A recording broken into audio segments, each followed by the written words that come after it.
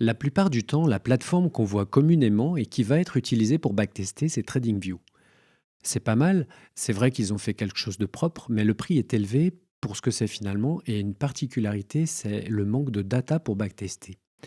Vous pouvez acheter de la data, mais ça finit par revenir cher alors que des solutions alternatives existent. Notamment, il existe un broker qui produit sa data et qui nous livre une plateforme très intéressante parce qu'elle va fournir la même option que TradingView, c'est-à-dire la fonction replay qui va afficher le prix bâton par bâton en partant d'une date que vous aurez définie à l'avance. Pour commencer, on va se rendre chez un fournisseur de mails jetables. Pour ceux qui ne connaissent pas, c'est utile pour avoir une adresse mail temporaire à consulter une fois en général. Il faut savoir que certains brokers n'acceptent pas ce type de mail et ils vous bloqueront lors de l'inscription. Pour commencer, on va se rendre chez Yopmail. Et là, vous allez cliquer sur Générer une adresse au hasard. Donc voilà l'adresse, vous la copiez dans le presse-papier. Ensuite, vous vous rendez chez Dukascopy, Dukascopy, qui est un broker suisse. Vous avez deux options, vous pouvez ouvrir un compte démo ici ou là-haut. Vous rentrez donc vos données personnelles, vous copiez ici le mail de Yopmail, rentrez un numéro de téléphone, celui que vous voulez, et vous cochez bien JForex. Et vous cliquez sur Obtenir un compte démo. Voilà, donc ils vous le disent de retourner dans votre boîte mail pour trouver les liens de la plateforme. Et quand je retourne dans le mail de Yopmail, je vais cliquer sur Vérifier les mails. Et là, je peux trouver mon login et mon mot de passe. Pour installer la plateforme de trading, vous restez sur le mail et vous cliquez sur Démarrer. Donc là, vous pouvez voir que ça télécharge. Voilà, vous cliquez sur l'exécution. À ce moment-là, la plateforme se décompresse. On vous demande de choisir la langue. Vous cliquez sur OK. Donc moi, comme j'ai déjà la plateforme, on me demande si on veut la mettre à jour. Cliquez sur Suivant. Et l'installation se lance. Donc maintenant, vous êtes sur la page de login.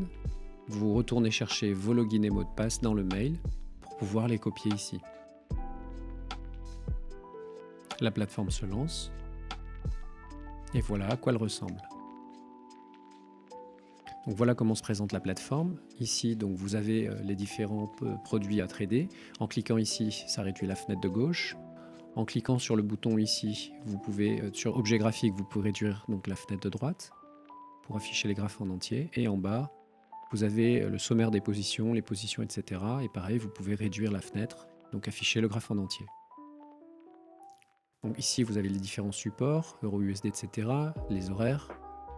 Vous allez voir qu'on peut les paramétrer. Vous pouvez afficher en bougie, en ligne, etc. Donc là, le prix en offre ou en demande. Ici, il y a les différentes options pour afficher les indicateurs. Ici, faire des traits sur les graphiques. C'est pas très développé, mais bon, ça fonctionne.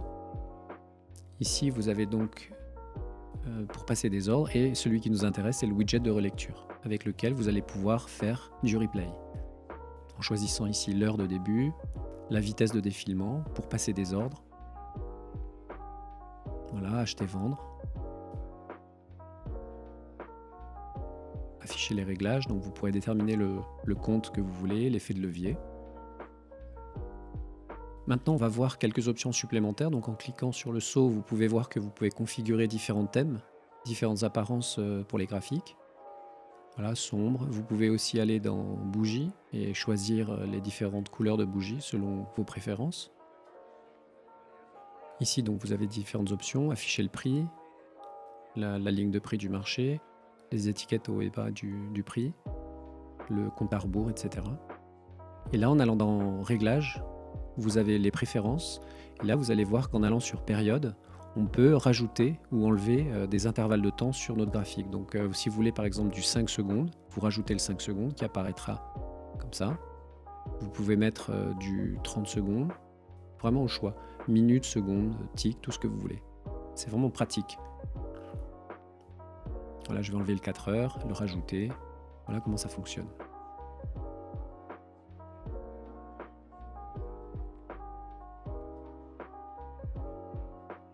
Maintenant, on va regarder comment on fait pour backtester. Donc, il y a deux manières de backtester. Vous pouvez backtester manuellement en cliquant sur cette icône.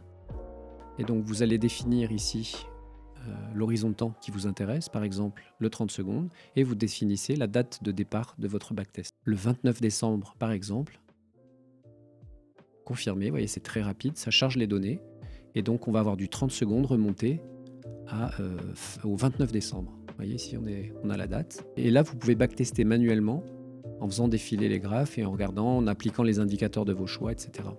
Donc là, j'enlève les étiquettes qui me gênent. Voilà, donc ça c'est la première manière de backtester manuellement. Donc là je reviens à la fin du graphique. L'autre manière pour backtester, c'est comme je le disais avec le replay, donc en cliquant sur l'icône replay, vous définissez la date de départ. Donc là vous avez le 30 secondes qui est l'horizon de temps de votre graphique. Je choisis par exemple le 2. Les données sont chargées, voilà le 2 qui est affiché. Et donc je vais maintenant cliquer sur Play pour voir les données s'afficher bâton par bâton. On va faire défiler plus rapidement parce que le 2, il y avait pas le marché était à peine ouvert. Donc il n'y a pas de data très intéressante. Mais on voit qu'on a le 30 secondes qui défile bâton par bâton. Voilà, je le fais avancer en x10.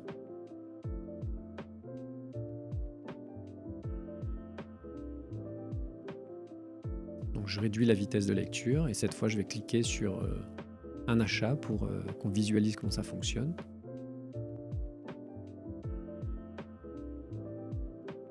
Donc voilà, j'ai lancé un achat et manuellement je peux placer un target et un stop loss. Je mets le stop loss, je positionne le TP, Take Profit, et voilà, je peux laisser dérouler le prix pour voir si ma stratégie fonctionne dans ces conditions de marché.